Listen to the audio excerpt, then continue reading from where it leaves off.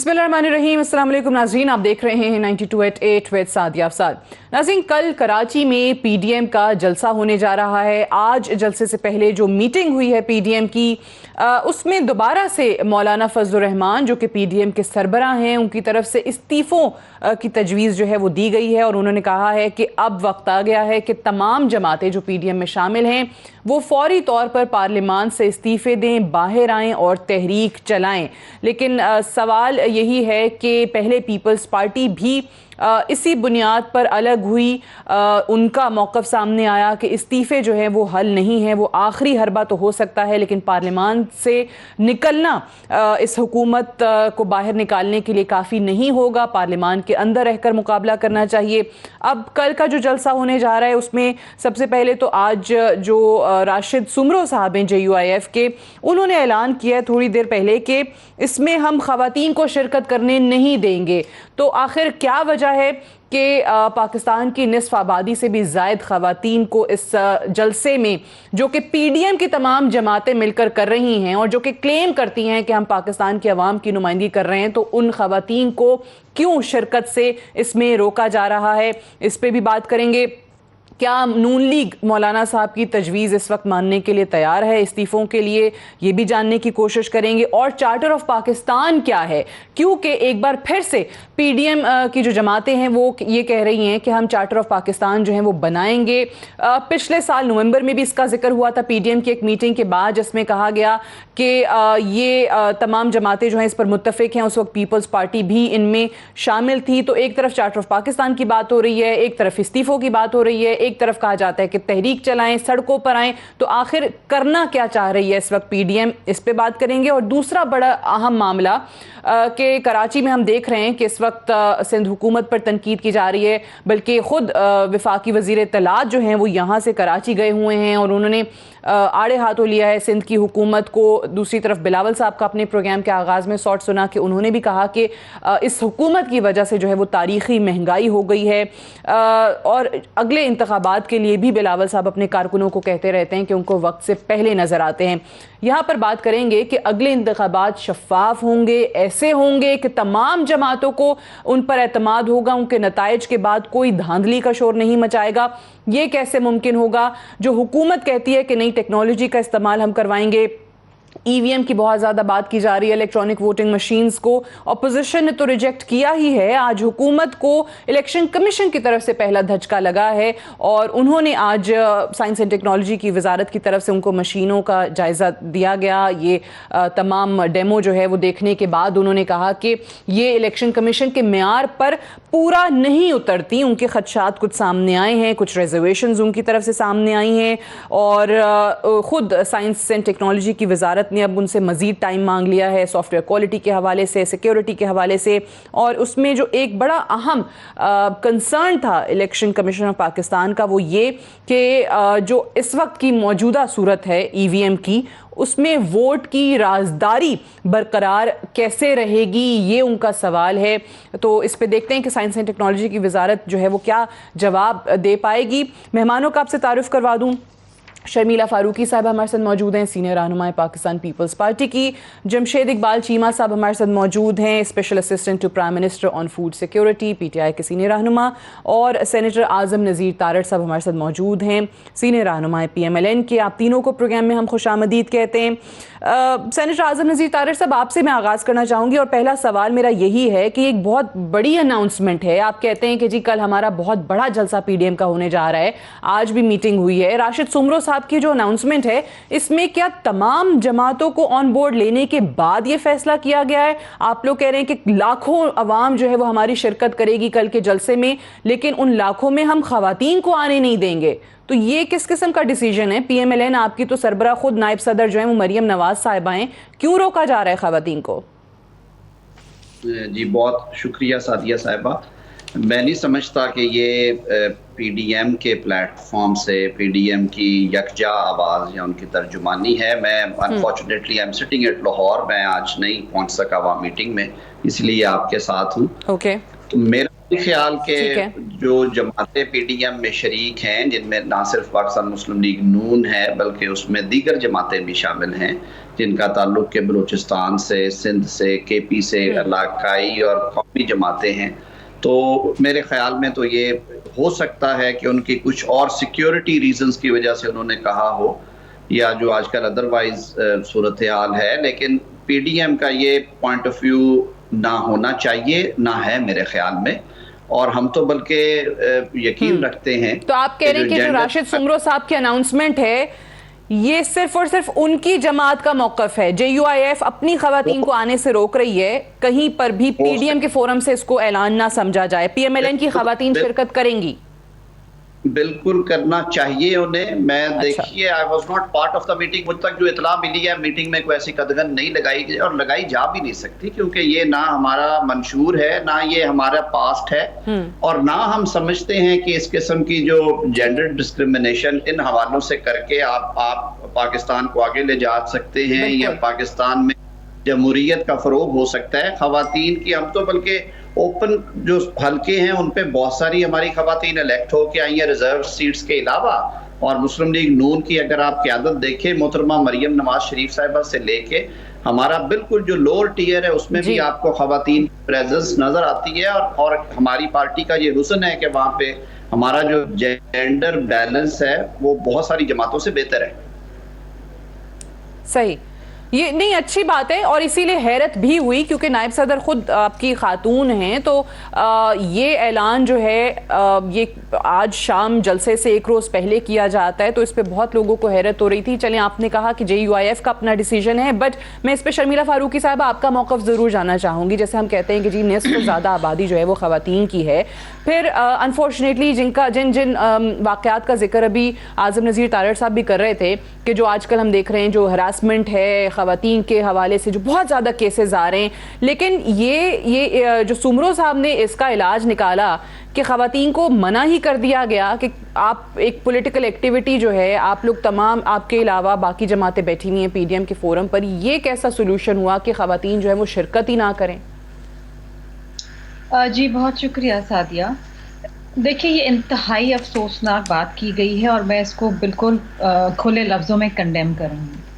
اگر یہ پوری پی ڈی ایم کا فیصلہ نہیں بھی ہے تو اس میں ایک بہت اہم جماعت جو جے یو آئی ایف ہے، اگر اس کا بھی فیصلہ ہے تو پوری پی ڈی ایم کو اس کو کنڈیم کرنا چاہیے تھا اور اس بات کو واپس دلوانا چاہیے تھا۔ بات یہ ہے کہ اگر خواتین کے ساتھ ہراساں ہو رہا ہے پبلک سپیسز کے اندر، تو اس کا مطلب یہ نہیں کہ آپ خواتین کو گھروں تک محصور کر دیں۔ مطلب یہاں پر جو وکٹم ہے، آپ وکٹم کو گھر میں بند کر رہے ہیں، اور جو پریڈیٹرز ہیں، جو یہ گھنونے جرائم کرتے ہیں یا اس قسم کی حرکتوں میں ملوث ہیں، ان کو تو آپ کھلی چھوٹ دے رہے ہیں، ان کو تو اور حوصلہ افزائی کر رہے ہیں، تو یہ تو کوئی جسٹیفیکیشن بنتی نہیں ہے۔ سادے یہ تو وہی بات ہے کہ اگر آپ روڈ پہ جاتے ہیں، گاڑی چلاتے ہیں اور ایکسیڈنٹ ہو جاتا ہے تو کیا اس کا مطلب ہے آپ گاڑی چلانا چھوڑ دیں گے ساری عمر کے لیے؟ گاڑی کو گھر میں رکھ دیں گے اور پھر آپ بھی گھر میں بیٹھ جائیں گے؟ یہ تو بڑی میرا خیال ہے کہ it doesn't even make sense۔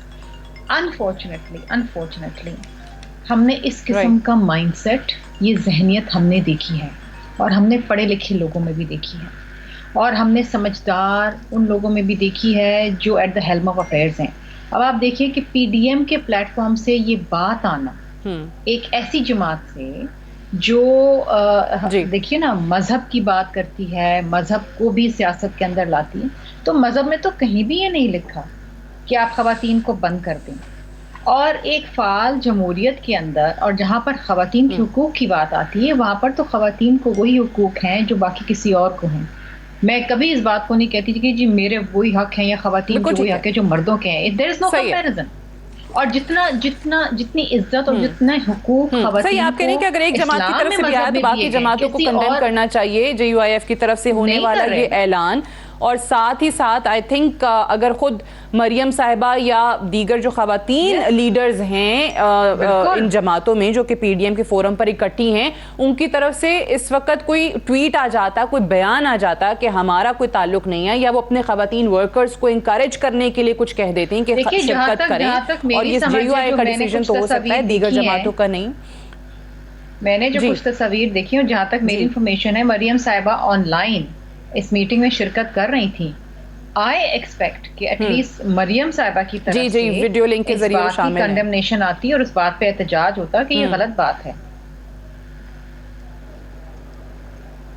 صحیح، بالکل ٹھیک ہے. اچھا، میں جمشید اقبال چیمہ صاحب آپ سے جاننا چاہوں گی، یہ جو ان کے جلسہ جو ہے وہ کل ہونے جا رہا ہے کراچی کا، آج ان کی میٹنگ ہوئی، اس میں اوبیسلی 2-4 چیزیں جو ابھی ہم ذکر کر رہے ہیں ان پہ بھی بات ہوئی ہے.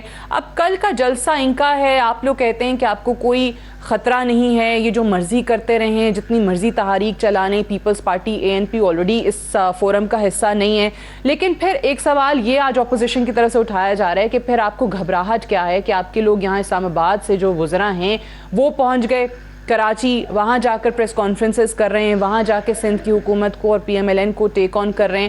تو جب اس قسم کی چیزیں آتی ہیں، یہ فوری طور پہ وفاقی وزراء کی طرف سے ریاکشن آتا ہے، تو اس کو آپ لوگوں کی ویکنیس کے طور پہ اپوزیشن جو ہے وہ اجاگر کرنے میں کامیاب ہو جاتی ہے. بسم اللہ الرحمن الرحیم. دیکھیے، یہ کسی پولیٹیکل پارٹی کا یا حکومت کا کمیونیکیشن جو ہے اس کا حق ہوتا ہے اور اس نے کرنی ہوتی ہے. اگر فواد چودھری وہاں پہ ہیں تو کمیونیکیشن کے لیے ہیں. اور دوسری بات رہ گئی کہ اس جلسے میں جو میٹنگ میں جو ڈیسائیڈ ہوا یا بعد میں سومرو صاحب نے کہا، اس کا مطلب یہ ہے کہ لوکل جو گورنمنٹ ہے وہاں پہ صوبائی گورنمنٹ پیپلز پارٹی کی ہے. اس کا مطلب ہے کہ ان پارٹیوں کو پیپلز پارٹی کی حکومت پہ اعتماد نہیں ہے کہ وہ ان کی خواتین کی حفاظت کر سکتی ہے، یا ان کو اپنے ورکرز پہ اعتماد نہیں ہے، اپنے کارکن پہ اعتماد نہیں ہے کہ وہ خواتین کی عزت کر سکتے ہیں، یا جو سیکورٹی کا موسٹ پروبلی یہ جو انتظام ہے وہ JUI فضل الرحمان کے پاس ہوگا. ان کو اپنے جو براؤن کپڑے پہن کے آتے ہیں جو ان کے لوگ سیکورٹی کے ہزاروں کی تعداد میں بقول ان کے، وہ ہزاروں لوگ جو ہیں وہ خواتین کی عزت کے لیے وہ خطرہ ہیں یا وہ عورت کی عزت کو بچا نہیں سکتے. اس بات میں کوئی بھی سچی مان لی جائے کہ اگر پیپلز پارٹی ان کی دفاع نہیں کر سکتی، یا وہ آپ کہہ لیں جو وردی والے ہیں، دو چیزیں آپ کہہ رہے ہیں کہ یا تو ان کو پیپلز پارٹی کی صوبائی حکومت پر یقین نہیں ہے کہ وہ ایسی سیکورٹی فراہم کریں کہ جس میں خواتین محفوظ رہیں، یا پھر اپنے ورکرز سے ان کو خطرہ ہے. تو جو بھی صورتحال ہے وہ بڑی ہی نیگیٹو ہے. میں سمجھتا ہوں کہ یہ، اور دوسری بات جو ہے کہ میں سمجھتا ہوں یہ جو اتنا زیادہ تضاد ہونا پارٹیوں کے نظریات میں کہ ایک پارٹی کہے کہ میں نے پاکستان بنایا تھا، دوسری پارٹی کہے میں پاکستان بنانے کے جرم میں شامل نہیں تھا، تیسری پارٹی کہے کہ میں پاکستان کے آئین کو نہیں مانتی، چوتھا کہے کہ مجھے دفن افغانستان میں کرنا، پانچواں کہے کہ ہم پشتون کٹھے ہیں، پاکستان کو ہم نہیں مانتے. اس طرح کی پارٹیاں اس طرح کے چوچوں کے مربے کو کٹھا لے کے چلنا مناسب نہیں ہے. یہ کوئی طریقہ نہیں ہے کہ آپ یہاں پہ ایک پارٹی جو اس کی نائب صدر جو ہے، یا آپ کہہ لیں کہ ڈیفیکٹو جو پریزیڈنٹ ہیں وہ خاتون ہیں، وہ میٹنگ میں شامل ہیں، اور اسی کے الائز جو ہیں وہ کہہ رہے ہیں کہ ہم خواتین کو آنے نہیں دیں گے. جہاں اتنا زیادہ اعتزاز ہے، ان لوگوں نے کرنا کیا ہے؟ ان لوگوں نے اچیومنٹ کیا کرنی ہے؟ ان لوگوں کا کون سا ایجنڈا سانجھا ہو سکتا ہے؟ کون سا ایجنڈا جو ہے کامن ہو سکتا ہے؟ اور اگر کچھ کامن ہو سکتا ہے تو وہ پھر نیگیٹو ہو سکتا ہے، وہ پازیٹو نہیں ہو سکتا. وہ کہیں آپ کہہ لیں کنسنسس بلڈ کرنا نہیں ہو سکتا، وہ عوامی مفاد میں نہیں ہو سکتا، وہ کسی ایک اصولی موقف پہ نہیں ہو سکتا. وہ تو پھر یہی ہو سکتا ہے، کوئی ڈسٹریکشن تو ہو سکتی ہے، وہ پازیٹو ایجنڈا نہیں ہو سکتا. دوسری بات اس میں جو ہے کہ بلاول صاحب کا آپ نے ایک اوپننگ اسٹیٹمنٹ سنائی. بلاول صاحب کو سمجھ لینا چاہیے کہ بلاول صاحب جو ہیں وہ حکومت ہیں، وہ اپوزیشن نہیں ہے. وہ ان کو ہمیشہ as a statesman role play کرنا چاہیے کہ وہ بتائیں کہ میری حکومت نے یہ کیا. مثلا بلاول صاحب کو آج کا مہنگائی کا ذکر میری بہن انشاءاللہ بھی کیا نام ہے ان کا، شرمیلا فاروقی بھی ہیں، باقی بلاول صاحب بھی ہیں. انہیں ہمیں بتانا چاہیے کہ کراچی میں آٹا اتنا سستا ہے اور لاہور میں مہنگا ہے، یا آپ کہہ لیں کہ پشاور میں آٹا مہنگا ہے اور لاہور کراچی میں سستا ہے، یا گھی سستا ہے کراچی میں، یا آپ کہہ لیں کہ سندھ میں جو لیبر ریٹ ہیں وہ زیادہ ہیں، یا امپلائمنٹ ریشو بہتر ہے، یا وہاں زراعت بہتر ہے، یا وہاں صوبائی سبجیکٹ. ٹھیک ہے، آپ اس لیے کہہ رہے ہیں کیونکہ یہ جو چیز ہے وہ صوبائی سبجیکٹ بن جاتی ہے، تو وہ وہاں اگر ان کے صوبے میں آپ کہہ رہے ہیں کہ چیزیں سستی ہیں تو وہ بتا دیں، کیونکہ ایک صوبے کی حکومت ان کے پاس ہے. یہ مہنگائی والے ایشو پہ میں آ جاتی ہوں، اس پہ بعد میں بات کرتے ہیں. لیکن جو آپ نے پہلے ذکر کیا طاہر صاحب، اب ظاہر ہے بہت سارے لوگ جو ہیں وہ یہ سوال کرتے ہیں، آپ کی لیڈرشپ کے حوالے سے تھوڑا کنفیوژن تو ہے ہی، لیکن اس وقت آپ مجھے بتائیں کہ شہباز شریف صاحب جو کہتے ہیں مفاہمت آپ لوگوں نے کرنی ہے، PDM کے فورم پہ آپ لوگوں نے چارٹر آف پاکستان جو ہے وہ لے کر آنا ہے، آپ لوگوں نے سڑکوں پر آنا ہے، یا پھر آج مولانا صاحب نے دوبارہ سے جو تجویز دے دیا استعفوں کی، تو کرنا کیا چاہ رہی ہے PDM؟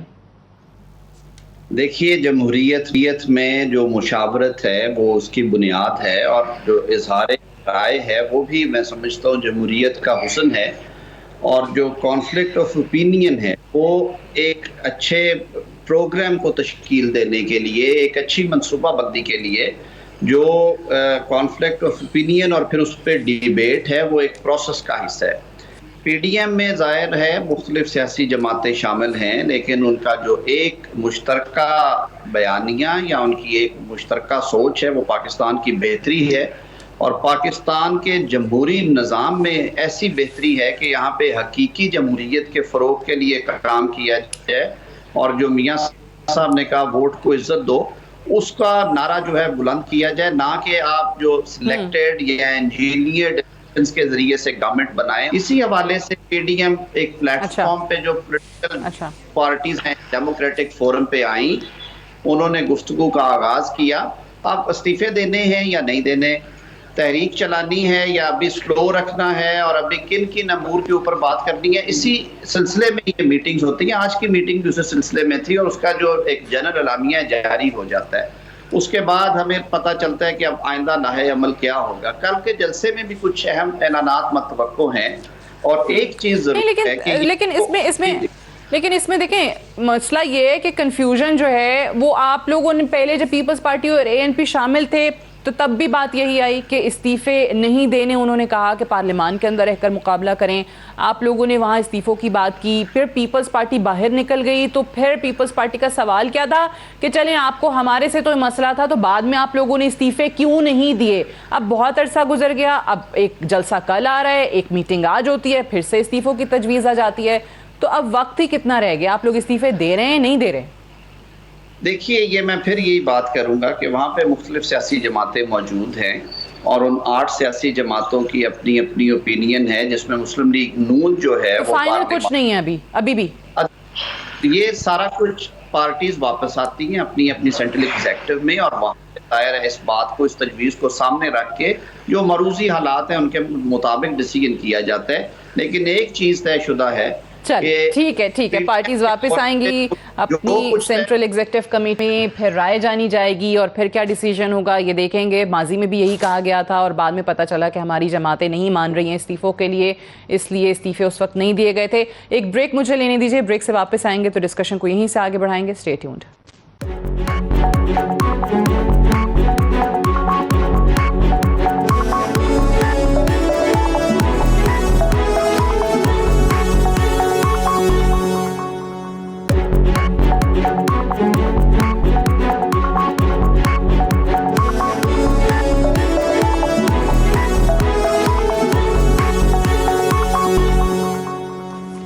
ویلکم بیک، پروگرام میں ایک بار پھر سے خوش آمدید۔ شرمیلا صاحبہ، آپ لوگ یعنی آپ سے مراد اپوزیشن کی جتنی جماعتیں ہیں وہ ایک چیز پر تو کنونسڈ ہیں، اور وہی چیز روز ہم سنتے بھی ہیں آپ لوگوں سے کہ یہ حکومت مہنگائی کنٹرول نہیں کر سکی، یہ نااہل لوگ ہیں، یہ ناکام ہو گئے ہیں عوام کو ریلیف دینے کے لیے۔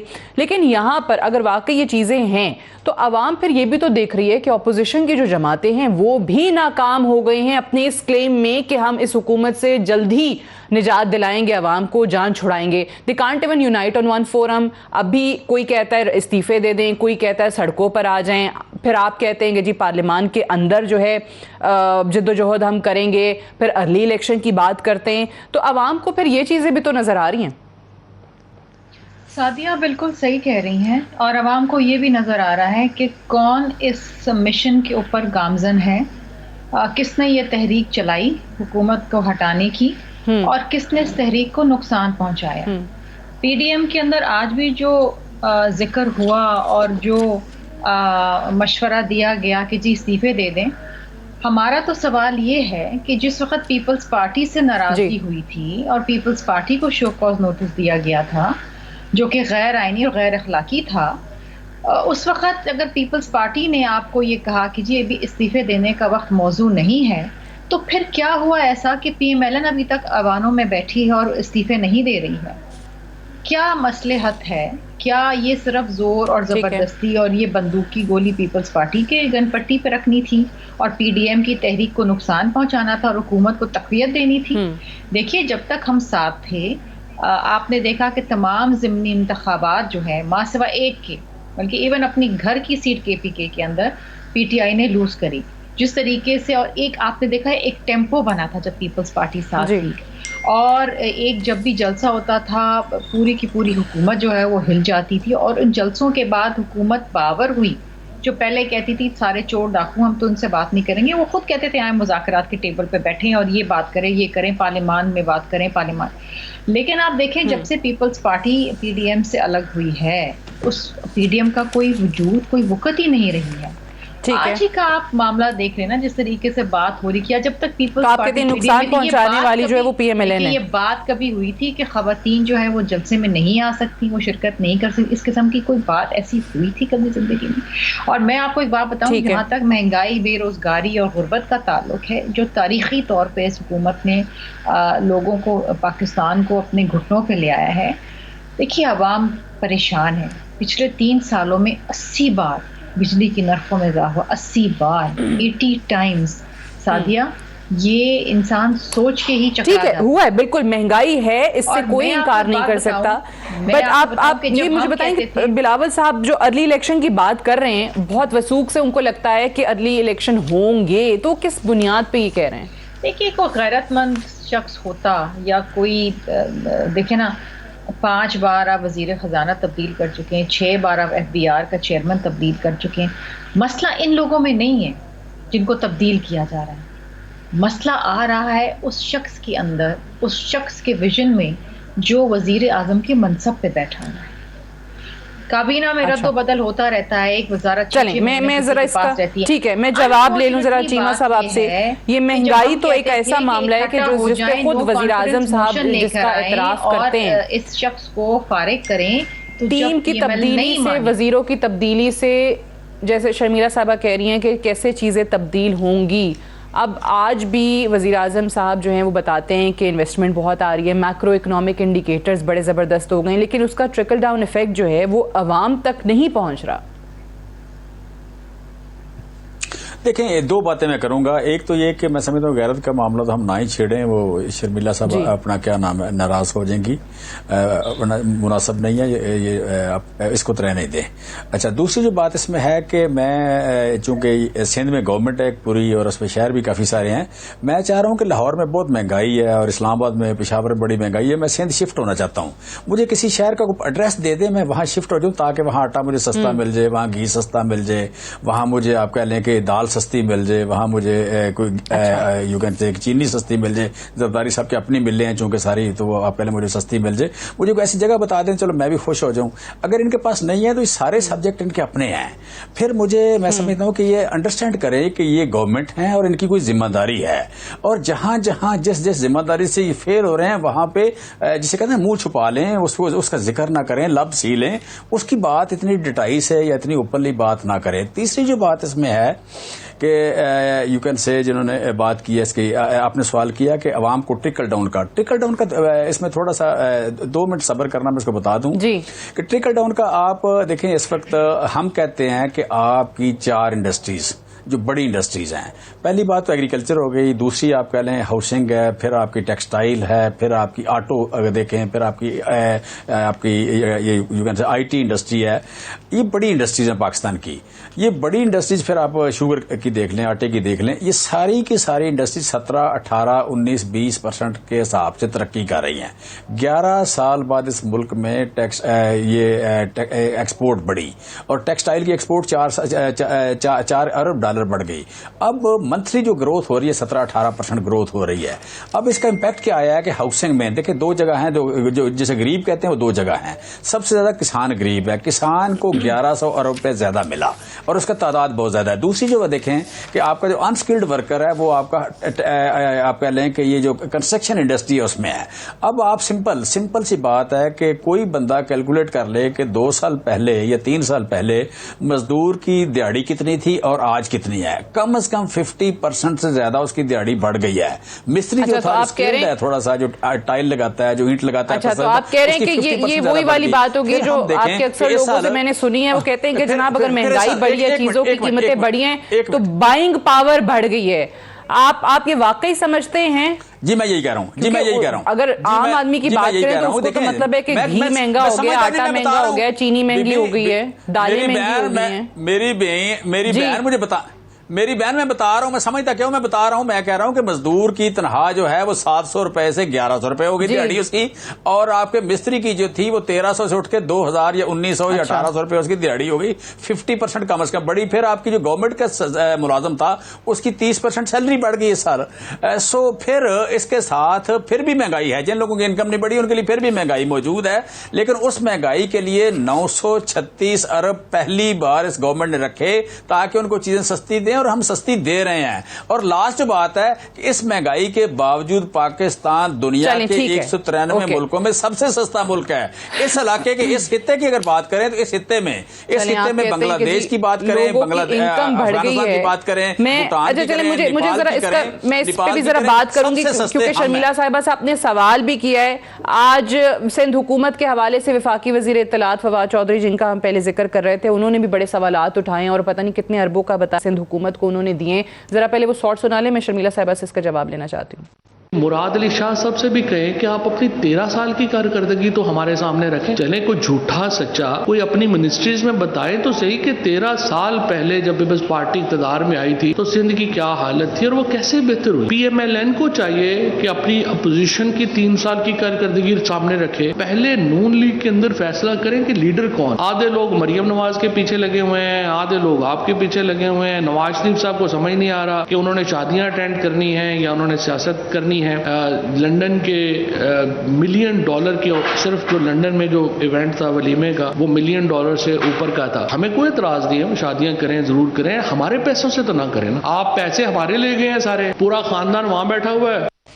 چلیں، لیکن اس میں جو پیپلز پارٹی کے حوالے سے بات ہوئی ہے شرمیلا صاحبہ، پہلے ذرا کوئکلی اس کا جواب دے دیں، پھر میں اعظم صاحب کی طرف جاؤں گی. اور یہ آج ان کے بڑے لوگ کہہ رہے ہیں کہ 1900 ارب ہم نے دیا ہے 3 سالوں میں پیپلز پارٹی کی سندھ حکومت کو. اس کا جواب تو دے دیں، ہماری 3 سال کی کارکردگی پہ بہت بات کرتے ہیں.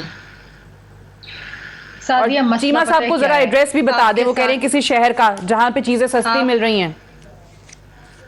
کاش میرے پاس کوئی ایڈریس ہوتا.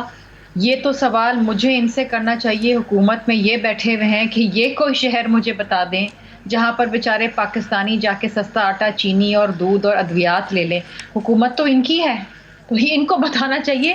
ذمہ داری آپ کی ہے میری بہن، ذمہ داری آپ کی ہے، آپ کی حکومت ہے.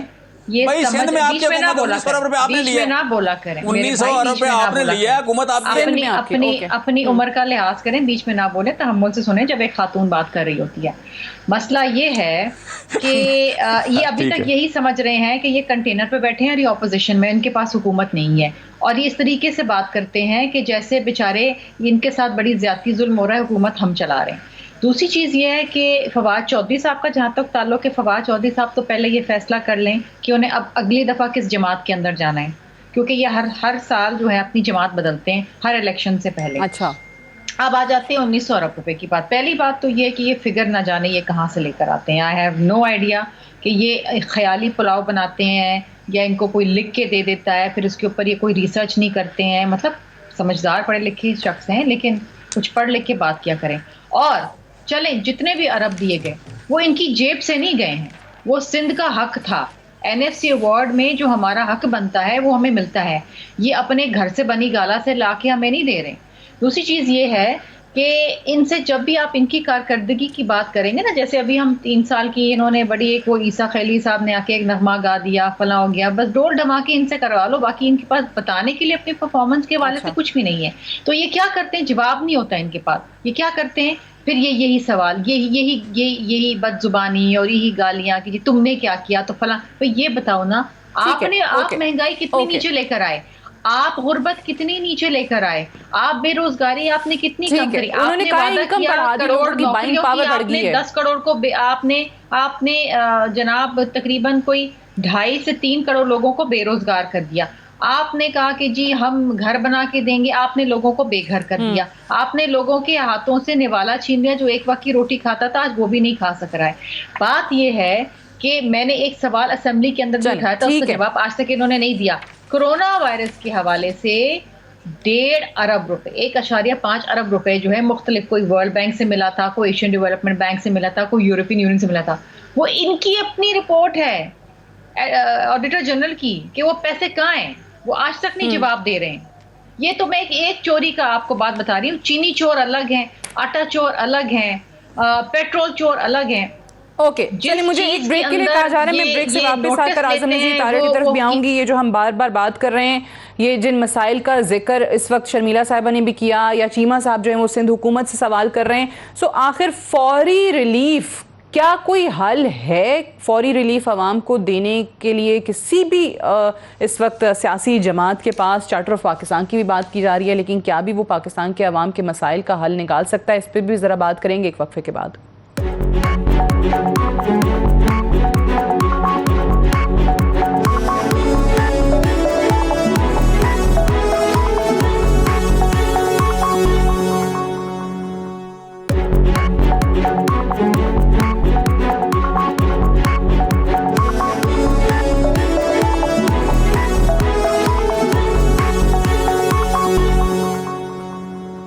ویلکم بیک پروگرام میں ایک بار پھر سے خوش آمدید. طارق صاحب یہ بتائیے کہ ابھی جس طریقے سے مہنگائی کا ذکر آپ لوگ کرتے ہیں، بے روزگاری ہے، غربت ہے، مریم صاحبہ بھی ہر جلسے میں بات کرتی ہیں، شہباز شریف صاحب کے بھی بیانات جو ہیں اور ٹویٹر پہ بھی ادروائز میڈیا پہ بھی بھرے پڑے ہیں، یہ جو آپ چارٹر آف پاکستان کی بات کر رہے ہیں، کیا یہ ہے حل عوام کے ان مسائل کا؟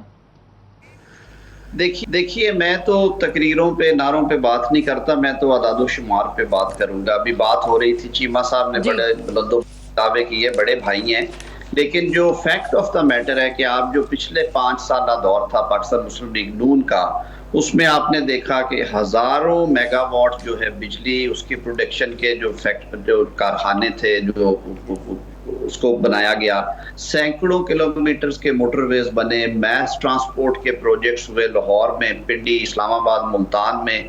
اسی طرح آپ کا جو جی ڈی پی ہے وہ 6.5 پہ چلا گیا جو آپ کا گروتھ ہے، اور ساتھ میں آج اگر اسی تناسب سے جاتا تو آج ہم 10% پہ ہوتے، اور یہ بہت اچھی سپیڈ ہے. آپ کا روپیہ مستحکم رہا، ساری دنیا نے دیکھا کہ ڈالر جو ہے وہ 97.8 سے لے کے 1045 تک ٹریڈ ہوا، جو آج 166 پہ جا پہنچا ہے.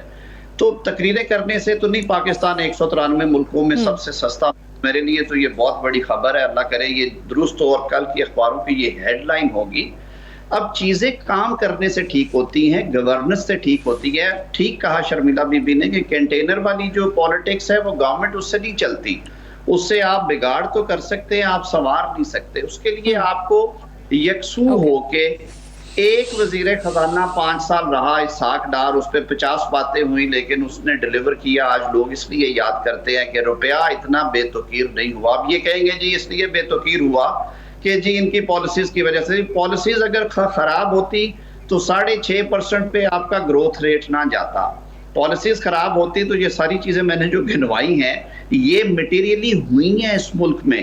اگر قرض لیا ہے تو پاکستان چیزیں نظر آئی ہیں. یہ تو قرض لے کے پتہ نہیں کہاں، یہ قرض لے کے کیا کر رہے ہیں؟ قرض لے کے روٹیاں پکا کے کھلا رہے ہیں، قرض لے کے یہ لوگوں کی جیبوں میں کیش ڈال رہے ہیں کہ ان کی وہاں پہ غریب آدمی میں ان کی جو ریپوٹیشن ہے وہ ٹھیک ہو. اس طرح ملک چلتے ہیں. کاروبار ٹھپ پڑے، مہنگائی نے کھا لی ہے. اب اس کے لیے اپوزیشن اچھا چلیں، آپ کہہ رہے ہیں اس طرح نہیں چلتے. پرسوں تو تقریر میں وزیر اعظم نے بہت چیزیں گنوائی، ریمیٹنسز میں اضافہ، انہوں نے کرنٹ اکاؤنٹ ڈیفیسٹ کی بات کی. ابھی چیمہ صاحب بھی کہہ رہے تھے ٹیکسٹائل سیکٹر، کنسٹرکشن. وہ بھی میں بتا دیتا ہوں، وہ کووڈ کی وجہ سے کچھ چیزیں بلیسنگ ان ڈسگائز ہے، اور مجھے خوشی ہے پاکستان میں اگر یہ چیزیں، کووڈ کی وجہ سے بہت ساری دنیا نے اپنی انڈسٹری بند کر دی اپنی لیبر کو بچانے کے لیے کہ وہ میس جو ایک کام ہے اس کو نہیں ہونے دینا چاہتے تھے. ہم نے ہمت کی، جرت کی، ہماری فیکٹریز کھلی رہی اور ہم نے آرڈرز لوگوں کے پورے کیے. وہ ظاہر ہے اس میں اضافہ ہونا تھا. اسی لیے باہر چلیں آپ کہہ رہے ہیں کہ کووڈ کی وجہ سے ہوا، وہ بلیسنگ ان ڈسگائز ثابت ہوا.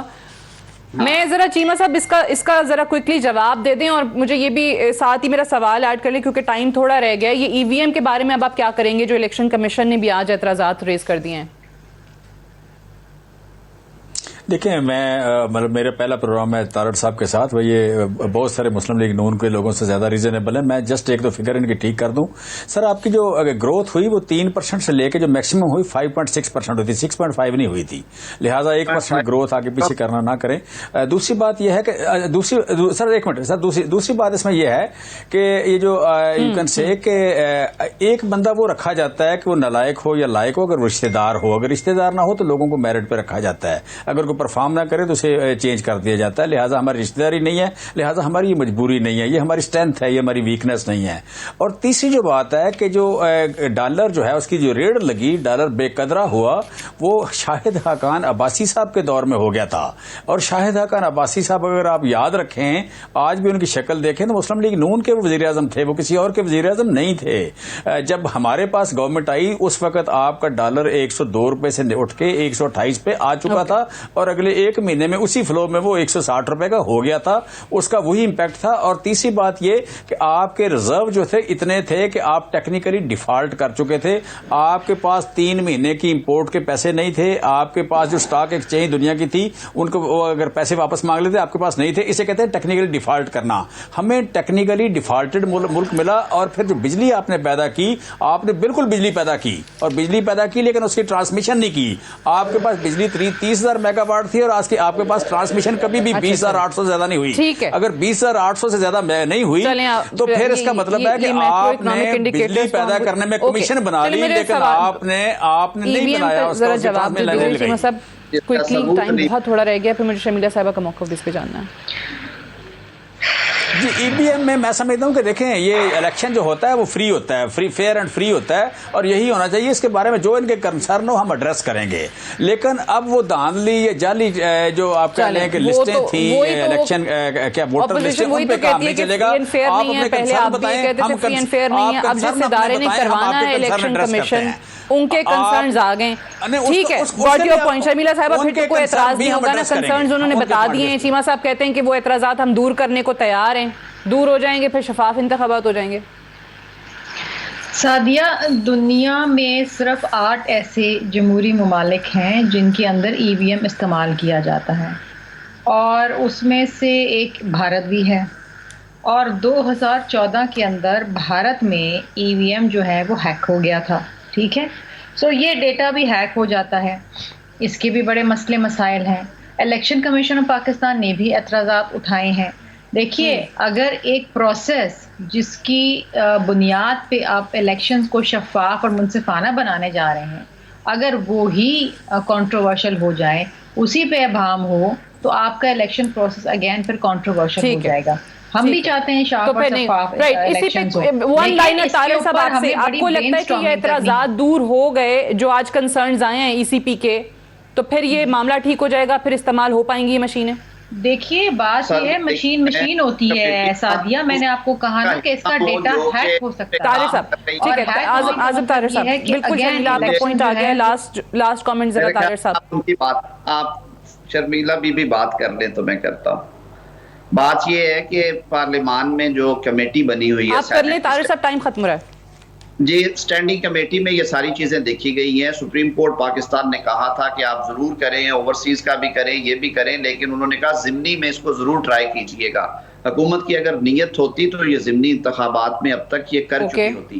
دوسری بات، آخری بات میں یہ کہوں گا کہ یہ ایسا فیصلہ ہے جو کہ کنسنسس سے ہونا چاہیے، عددی اکثریت پہ نہیں ہونا چاہیے.